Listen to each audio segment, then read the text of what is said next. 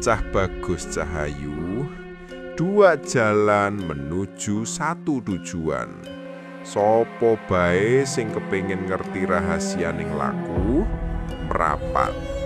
Kita masuk ke inti ajaran mistis yang mempertemukan dua tradisi besar, Jawa kuno lan Sunda wiwitan. Dua ajaran ini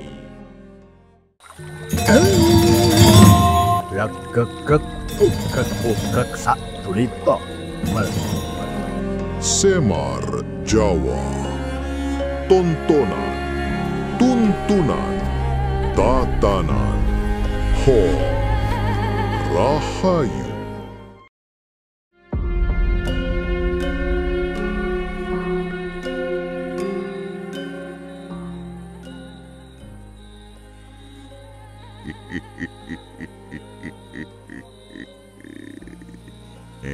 Ndok, tule, putu-putuku kabeh, sugeng rawuh rahayu sedulur kabeh. Kalian pasti heran, kenapa malam ini aku, Semar Badranoyo, nongol di podcast kalian.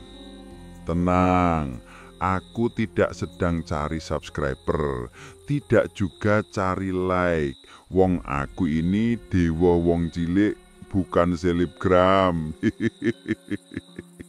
Tapi ada yang perlu aku ceritakan. Sesuatu yang sudah lama tenggelam di dasar tanah leluhur.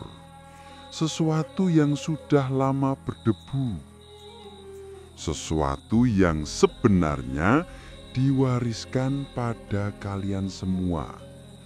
Tapi lama-lama hilang, tertutup suara toa, tertutup bisingnya dunia, tertutup debat soal suarga milik siapa, agamane sopo sing paling bener. Padahal ajaran leluhur Jawa kuno itu nggak pernah rebutan surga, rebutan sing paling bener.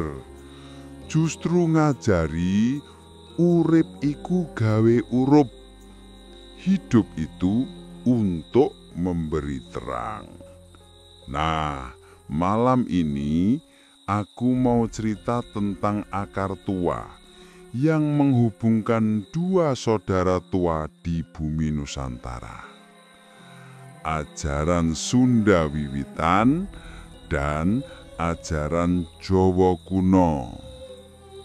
Banyak yang mengira keduanya berbeda, seperti sapi dan kambing, padahal dua-duanya sama-sama makan rumput. Wong akar ajarannya satu sumber, kearifan leluhur asli dari tanah Nuswantara. Kadang manusia ini lucu, sama-sama anak Nusantara, tapi dipolitisasi, dipecah seolah bapaknya beda. Padahal kata leluhur Jawa, sapa ngerti asal-usul ora gampang kesasar. Siapa yang mengenal asal-usulnya tidak mudah tersesat. Begitu pula Sunda wiwitan dan Jawa kuno. Dua ajaran yang kelihatan berbeda, tapi berasal dari satu cahaya, satu kebijaksanaan, satu napas bumi. Mari tak ceritakan dari awal tentang saat dunia masih hening, saat roh leluhur masih bisa didengar dengan telinga batin, saat gunung-gunung masih dianggap guru dan hutan masih dianggap saudara. Dalam ajaran Sunda wiwitan dikenal istilah yang sang sumber cahaya. Dan dalam ajaran Jawa kuno disebut Sang Hyang Tunggal. Nah lu, samakan penyebutannya. Ya karena sumbernya sama. Kalau sekarang banyak yang ribut soal siapa Tuhan yang paling benar, leluhur kalian malah bilang, "Yo Tuhanmu satu, cuma namanya doang yang beda." Mereka percaya Sang Hyang itu tidak bisa dijelaskan dengan kata-kata.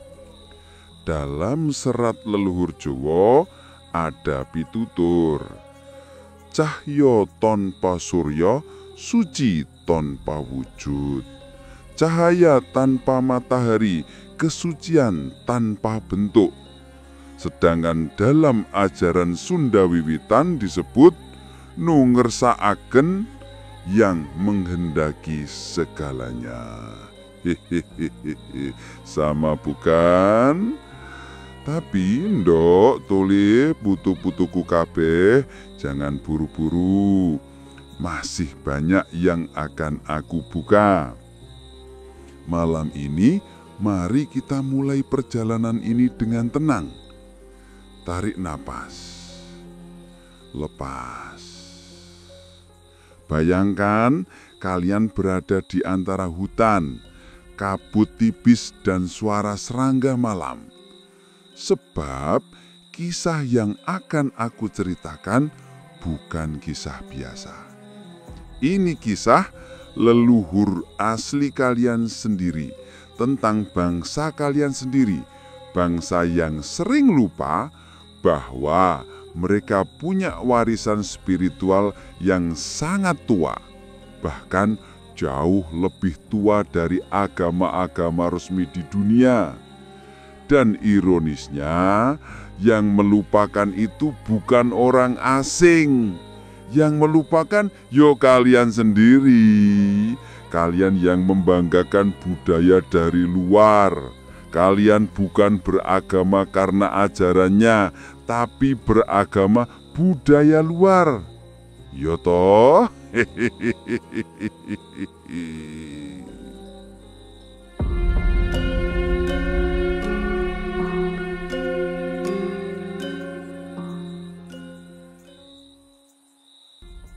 Mari kita lanjutkan. Jika kalian masuk ke ajaran Sunda Wiwitan, inti utamanya adalah ketaatan pada keseimbangan alam. Mereka bilang, hirup kudu hade ka sesama, hade ke alam, hade ka diri sorangan. Hidup harus baik kepada sesama, baik kepada alam, dan baik kepada diri sendiri. Dalam ajaran Jawa kuno, ada konsep Trihita Karana, 3 harmoni, parahyangan, pawongan, lan paleman. Mau Sunda atau Jawa, rumusnya sama. Bedanya cuma logatnya. Ajaran Sunda Wiwitan percaya pada Sang Hyang Kersa yang maha kuasa. Ajaran Jawa kuno pun percaya pada Sang Hyang Wenang yang maha berwenang. Bedanya apa? Tidak ada, sama-sama menunjuk pada sumber tunggal. Dulu sebelum kalian mengenal istilah agama resmi, sebelum orang rebutan ayat, rebutan kebenaran, leluhur kalian melihat segala sesuatu sebagai kawruh urip, ilmu hidup. Mereka tidak terlalu memikirkan soal surga neraka, karena bagi mereka hidup yang tidak seimbang itu sudah neraka sendiri. Dalam suluk Sukma Sejati ada petikan indah, urip iku urup, yen ora bisa madangi, ojo nambahi petengi. Hidup itu menerangi, jika tidak bisa memberi terang, jangan menambah gelap. Sedangkan Sunda Wiwitan bilang, jadi jelema ulah nyeri hati batur. Jadilah manusia yang tidak menyakiti hati orang lain. Sederhana, tapi malah sekarang jarang dipakai. Buktinya apa? Lihat saja komentar netizen. Yang merasa paling benar biasanya jari-jarinya paling ganas. Dalam dua ajaran leluhur ini, manusia diajari tata krama spiritual, bukan hanya ritual. Yang penting bukan apa yang kau ucapkan, tapi bagaimana kau menjalani hidup. Jawa kuno mengenal sangkan paraning dumadi. Sunda wiwitan punya asal-usul jelema. Keduanya sama-sama bertanya, dari mana aku berasal, kenapa aku hidup, kemana aku kembali. Leluhur kalian sudah membahas itu jauh sebelum filsafat Yunani masuk sekolah. Tapi sekarang, pertanyaan hidup malah digoreng jadi debat kusir di WhatsApp keluarga.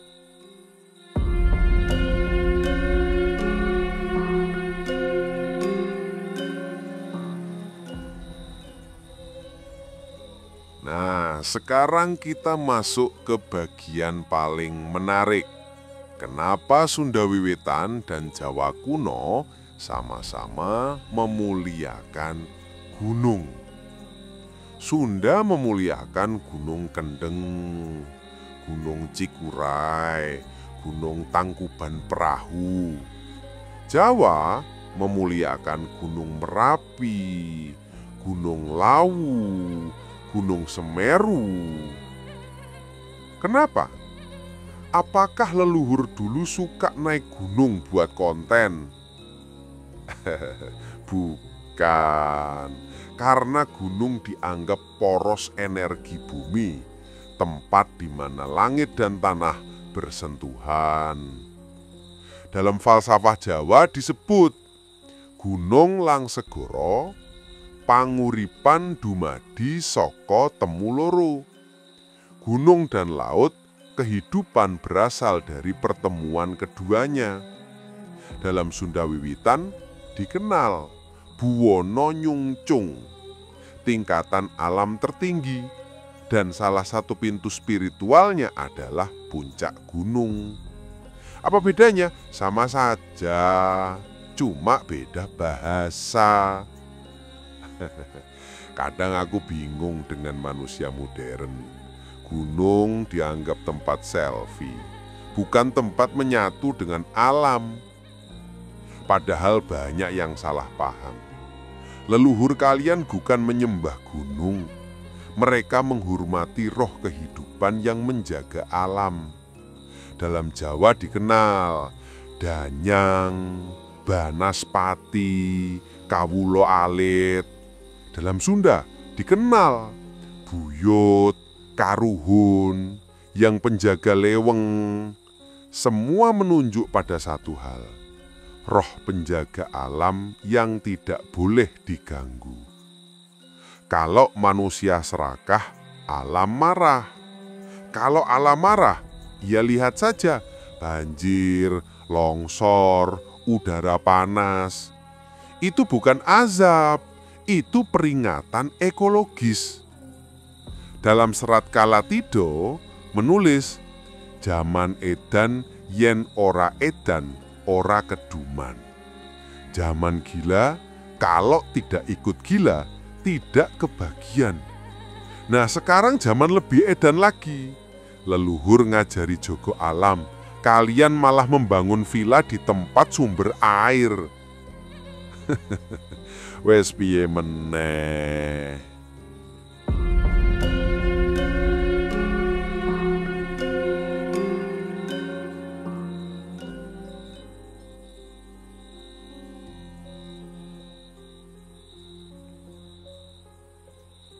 Ajaran moral dan batin, inti dari keduanya. Bagian ini paling penting. Sunda Wiwitan dan Jawa kuno sama-sama menekankan kesucian batin.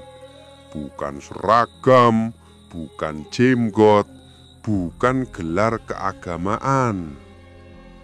Ajaran Sunda mengatakan, hade ku omong, hade ku lampah.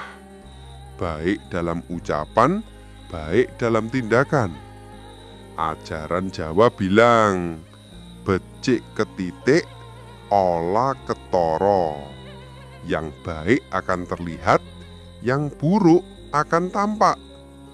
Dua ajaran leluhur ini tidak percaya bahwa kesucian bisa diiklankan. Kalau seseorang terlalu pamer soleh, biasanya hatine malah kering. Makanya dalam suluk leluhur Jawa berkata, sembah raga, sembah cipta, sembah jiwa, sembah rasa. Sunda Wiwitan punya ajaran mirip. Suci raga, suci rasa, suci pikir. Tuh, mirip lagi. Di masa lalu, Sunda dan Jawa bukan hanya bertetangga, tapi bersahabat spiritual. Para leluhur saling bertukar ilmu, pitutur, bahkan ritual. Di Jawa ada tradisi tirakatan, di Sunda ada topo broto. Jawa mengenal kawruh kejawen, Sunda mengenal kawruh kasundanan. Jawa memuliakan Ibu Pertiwi, Sunda memuliakan Ambu Dewi Sri. Bahkan tokoh Dewi Sri itu satu sosok di dua budaya, cuma logatnya yang beda. Kalau ada yang bilang ajaran leluhur itu sesat, aku cuma bisa ketawa. Loh, wong ajaran leluhur mengajarkan kebaikan kok disesatkan? Yang sesat itu yang merasa paling benar.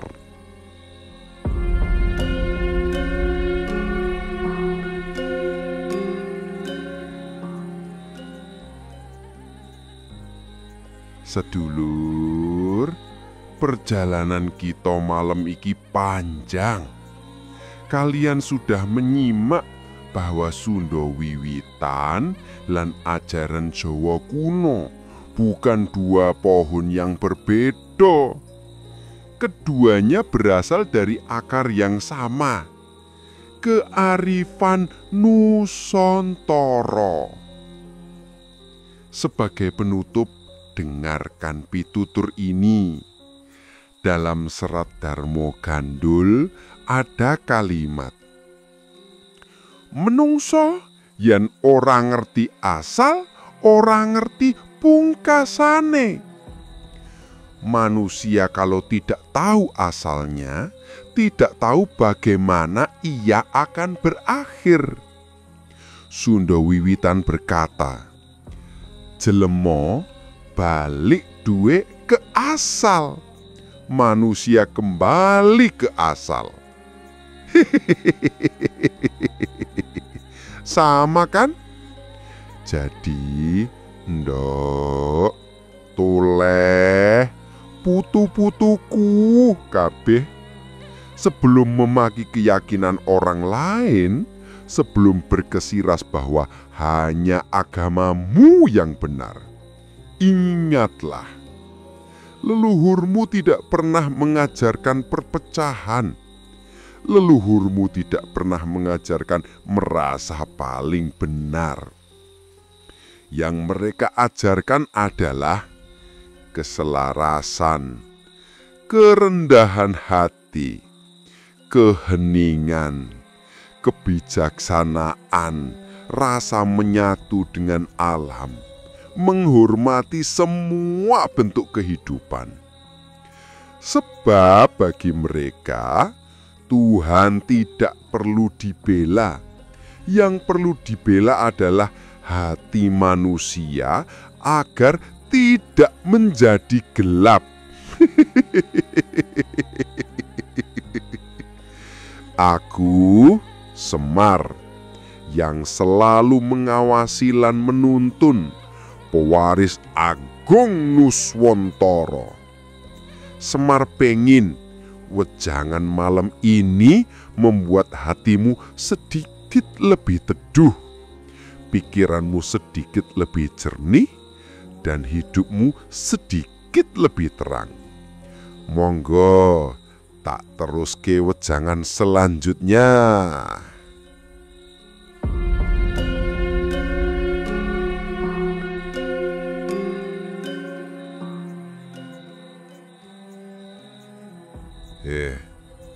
Ndak, toleh putu-putuku kabeh tentang asal-usul cahaya dan gelap.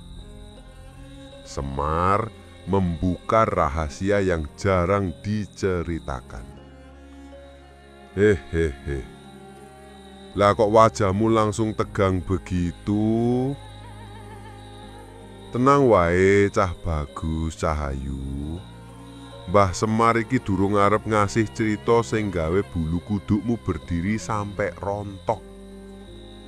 Kita mulai dulu dari hal yang paling dasar dalam semua ajaran leluhur, cahaya dan gelap.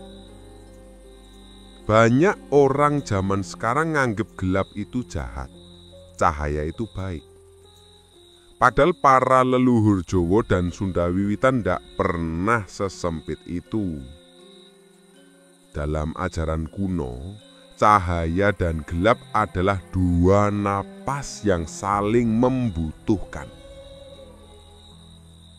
Ada pitutur Jawa kuno begini.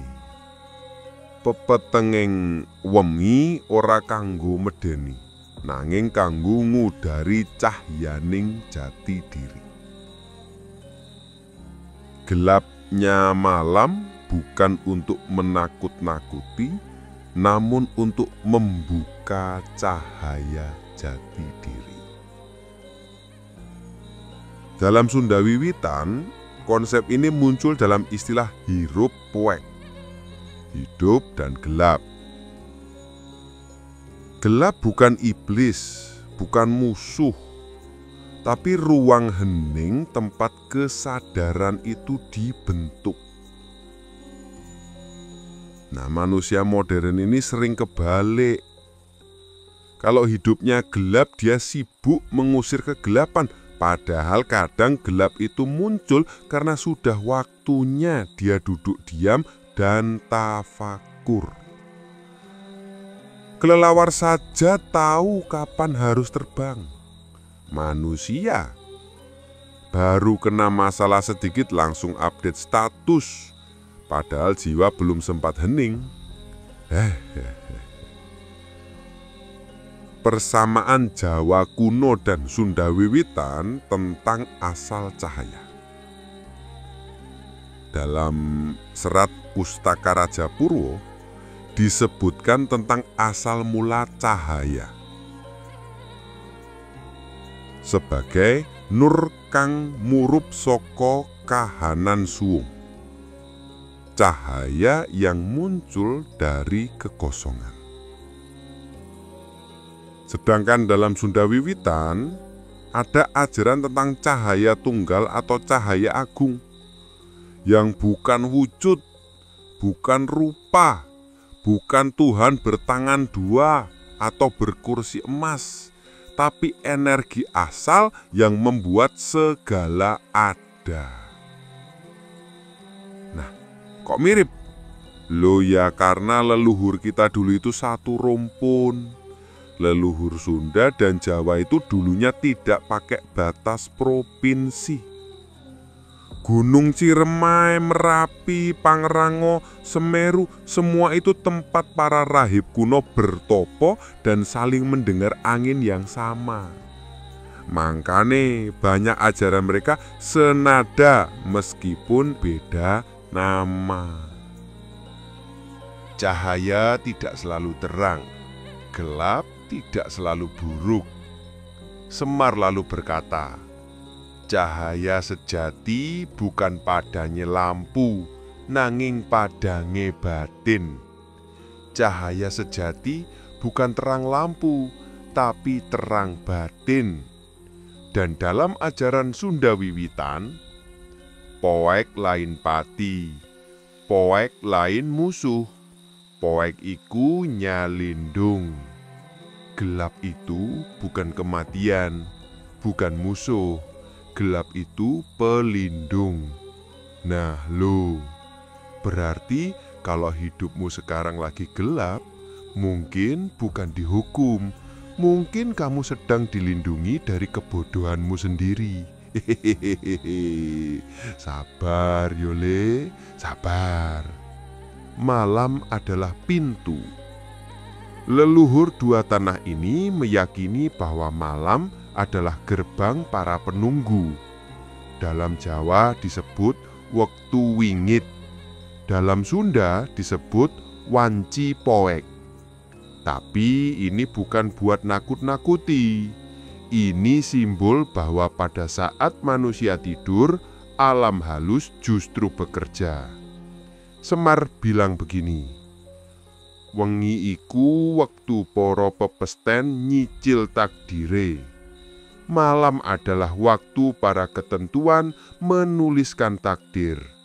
Artinya, apa yang kamu lakukan di siang hari akan dilaporkan oleh para energi alam saat malam tiba, lalu dijahit menjadi benang nasib. Kenapa harus tahu ini? Supaya kamu paham bahwa hidup bukan cuma tentang kerja, overthinking, dan membandingkan hidupmu dengan orang lain di Instagram. Leluhur sudah jauh-jauh hari ngajari, sebelum mengejar cahaya, pahami dulu gelapmu.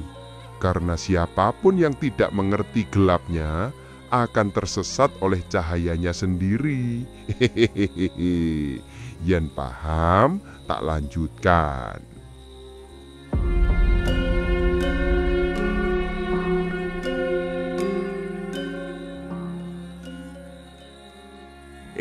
Cah bagus Cahayu, dua jalan menuju satu tujuan.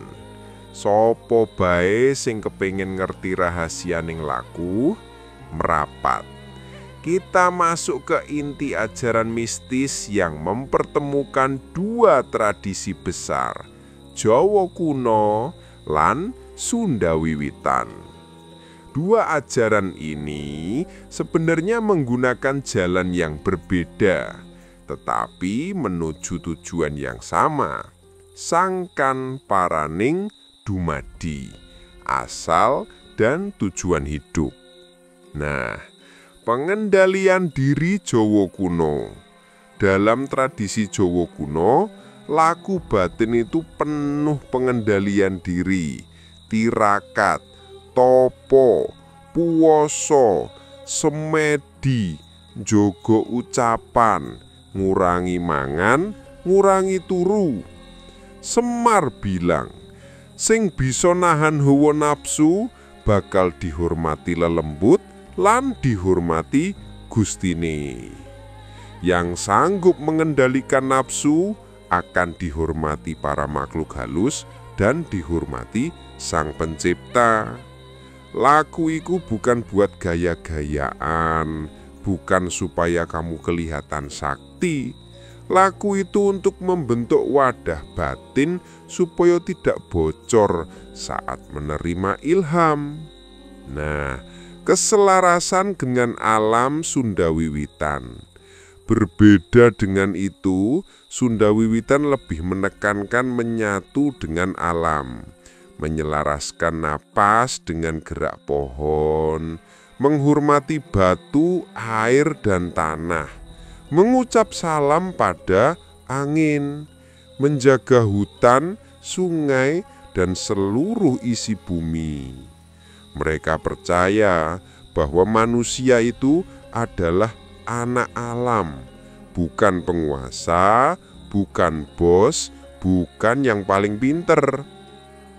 Dalam suluk Sunda disebutkan, manusia itu ukur tamu di bumi.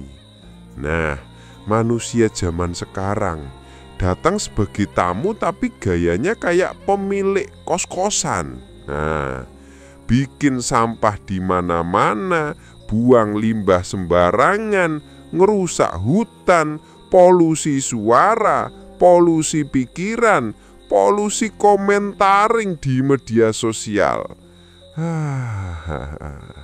Sabar, Mbah Semar, sabar.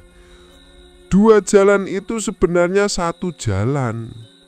Pengendalian diri tanpa keselarasan alam sama dengan keras, kering, panas. Keselarasan alam tanpa pengendalian diri iku lembek, tidak fokus. Leluhur Jawa lan Sunda mengajarkan bahwa manusia yang jadi, manusia yang waskita itu adalah manusia yang laku batinnya dua-duanya seimbang. Dalam pitutur Jawa, urip iku urup, hidup itu menyala. Dalam Sunda wiwitan, hirup kudu hurip, hidup harus menghidupkan. Dua kalimat, dua bahasa, tapi maknanya sama. Hidupmu harus memberi terang pada yang lain. Tapi jangan salah, Semar itu jika sedang memberi wejangan kadang nyelekit juga. Sampean ini nyaku spiritual tapi komentar di TikTok saja masih nyinyir. Napas saja masih pendek tapi ngaku nyambung ke energi leluhur. Kadang Mbah Semar juga bingung juga sama netizen zaman now. Apakah dua ajaran ini bertentangan? Tidak.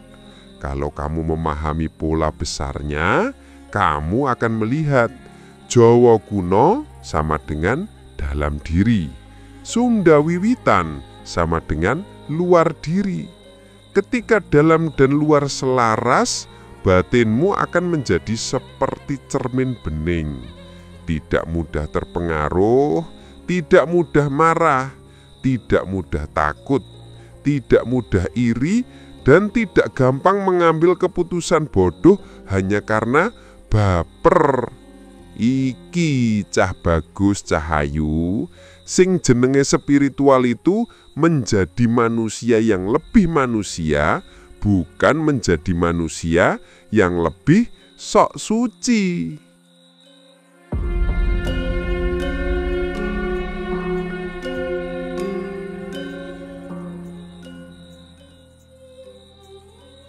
Wejangan leluhur tentang roh penjogo tanah Jawa lan tanah Sunda. Perhatian, sebentar lagi masuk wilayah mistis lebih dalam. Tapi tenang, Mbah Semar ndak akan bikin kamu susah tidur. Paling cuma merinding halus sedikit. Roh penjogo tanah. Di ajaran Jawa kuno ana sing disebut para leluhur agung, para danyang, para banaspati, para pralambang. Di Sunda wiwitan ana konsep karuhun, buyut, eyang penjaga lembur, penunggu gunung, hulu cai lan luweng. Meskipun penyebutannya ora beda, kabehane percaya bialam kuwi dijaga karo makhluk alus lan energi leluhur. Gunung iku omahe para guru alus. Gunung Merapi, Slamet, Lawu, Ciremai, Tangkuban Perahu, kuwi kabeh ora sekedar masa geologi, tapi pustaka alam sing nyimpen energi lan ingatan manusia ribuan tahun. Ana pitutur Jawa, gunung kuwi pasare among para leluhur. Gunung kuwi adalah tempate para leluhur njaga. Di Sunda, gunung teh indung rahayu.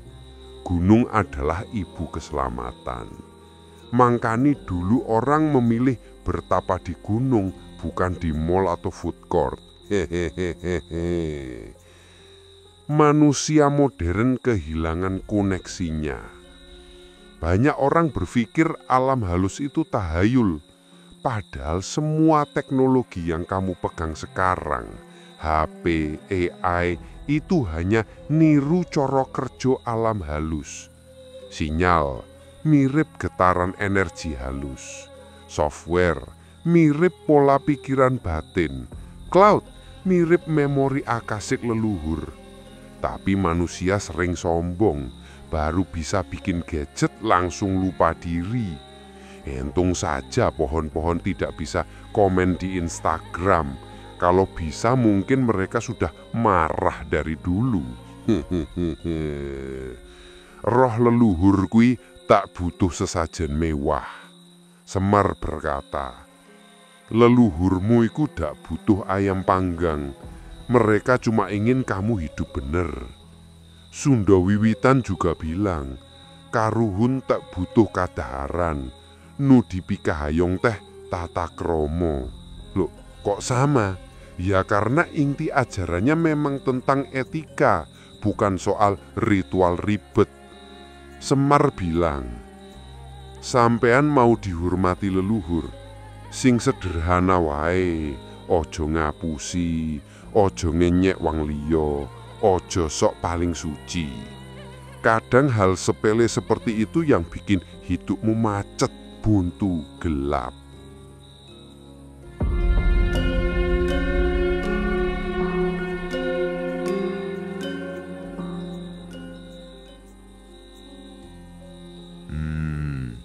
Sangkan Paraning Dumadi versi Sunda lan Jawa.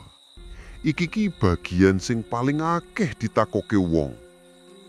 Apa tujuan urip menurut Jawa kuno lan Sunda wiwitan? Jawabannya sebenarnya cuma siji. Bali marang asale. Asal iku yo ora swarga gaya hotel bintang 5, iku kesadaran murni. Nah, ajarane Jawa kaya apa? Ing Serat Wedatama disebutake, sangkan paraning dumadi bali marang asale. Segala yang hidup akan kembali ke asalnya. Asal iku bukan surga bergaya hotel bintang 5. Iku kesadaran murni. Neng Sunda wiwitan kaya apa yo?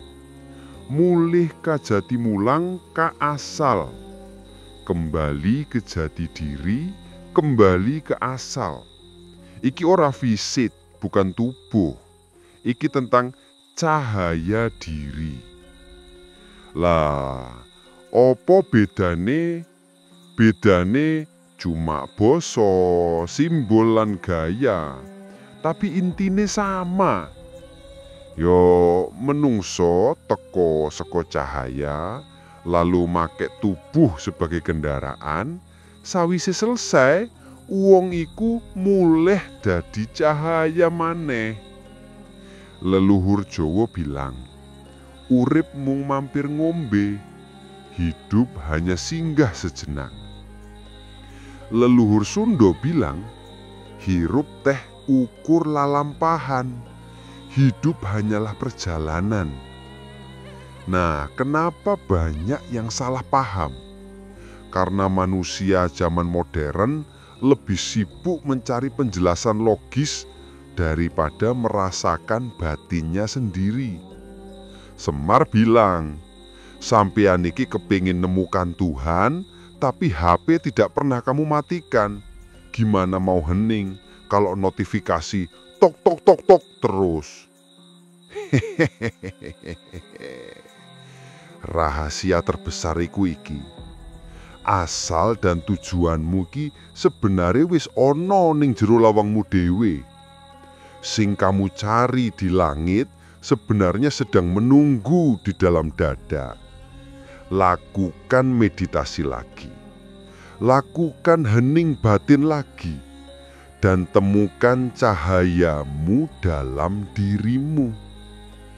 Dicoba deh.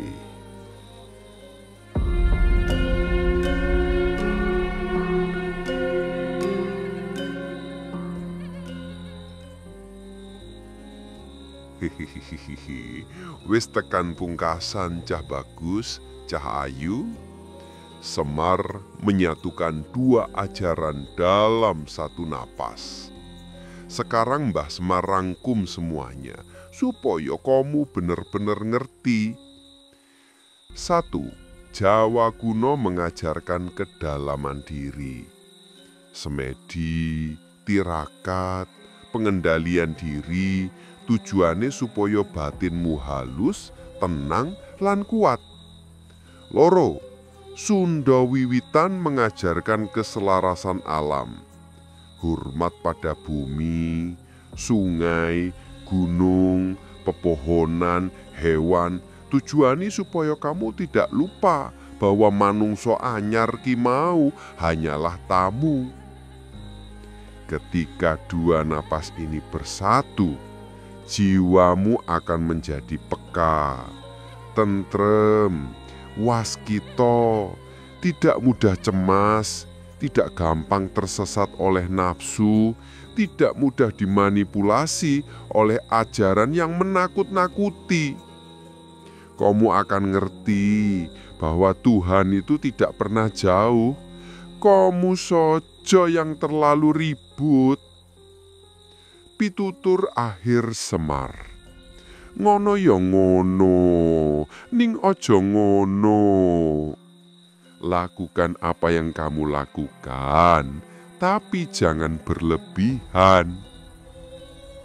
Dan dalam Sunda, tong lengit kana diri, jangan hilang dari diri sendiri. Pesan mistis terakhir. Ada kalimat kuno dari dua tanah yang berbeda, tetapi maknanya sama. Jawa, manungso urip saka rasa.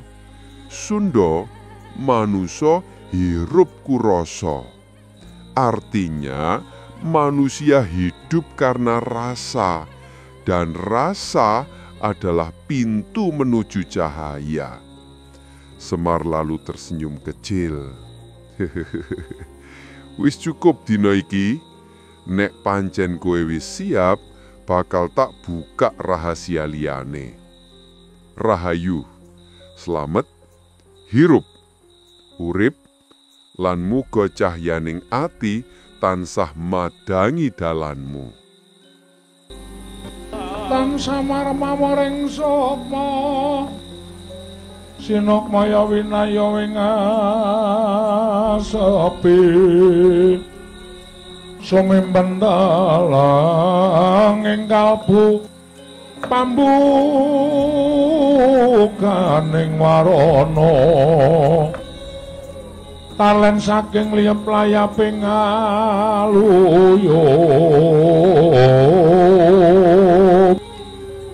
pindha pesating sumpena musuping rasa jati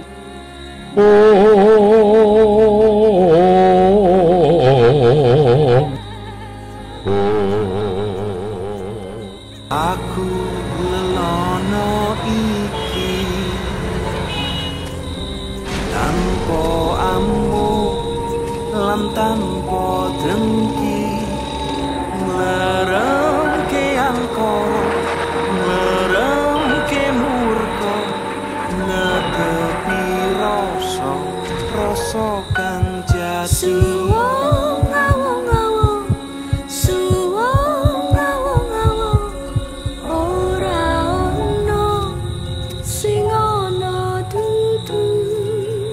Zat sira zat ingsun, zat sira zat ingsun, ingsun ya sira ya ingsun ya sira